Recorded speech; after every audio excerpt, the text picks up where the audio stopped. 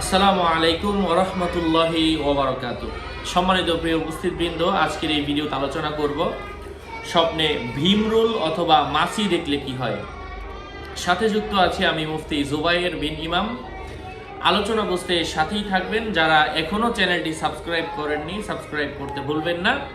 Verify চ্যানেলের description বক্সে click করলে আমার পেজ এবং আইডি আসবে। এটা ছাড়া আলাদা অন্য কোনো পেজ নেই, আইডি নেই, ইমো নেই, হোয়াটসঅ্যাপ নেই, টিকটক নেই। নাম ছবি দেখে বিভ্রান্ত হওয়া যাবে না। প্রত্যেক ভিডিওতে আলাদা আমি সাবধান করি, সতর্ক করি। স্বপ্নে কোনো মানুষ যদি ভীমরুল অথবা মাছি দেখে, এটা ইতর, ভয়ঙ্কর অথবা লড়াকু, ঝগড়া করে এমন ব্যক্তির ইশারা। কোনো স্থানে অধিক ভীমরুল প্রবেশ করতে দেখা, এটা হচ্ছে ওই স্থানের বাসিন্দাদের সঙ্গে যুদ্ধে জড়ানোর লক্ষণ। কারো মতে ভীমরুল হিংস্র কীটের অন্তর্ভুক্ত, তা ঝগড়াকারী ব্যক্তির ইঙ্গিত। কারো মতে তা বড় কটাক্ষকারী, নির্বোধ ও তুচ্ছ খাদক ব্যক্তির অর্থ বহন করে। তার কামড় ইতর প্রকৃতির লোক থেকে কষ্টদায়ক কথার লক্ষণ বুঝতে হবে। স্বপ্নে কোনো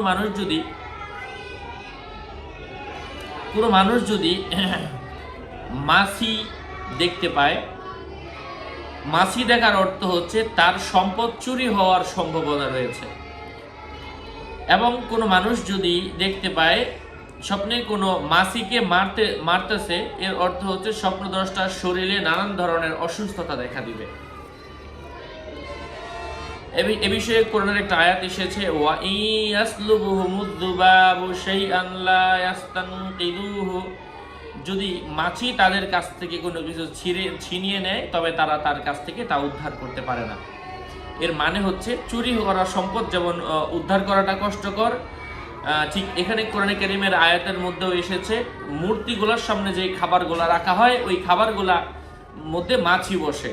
হিন্দুদের মূর্তির সামনে যে খাবারগুলো রাখা হয়, ওই মূর্তি যেহেতু তার সামনে রাখা খাবারই সে হেফাজত করতে পারছে না, সে মানুষের স্রষ্টা কিভাবে হয়, এটা বোঝানোর জন্য আল্লাহ পাক এই আয়াত নাজিল করলেন। যাই হোক, ওটা অন্য প্রেক্ষাপট, অন্য ঘটনা সাপেক্ষে আমরা অন্যান্য ভিডিওতে আরো আলোচনা করবো ইনশাল্লাহ। আরো আপডেট পেতে সাথেই থাকবেন। আসসালামু আলাইকুম ওয়া রাহমাতুল্লাহি ওয়া বারাকাতুহু।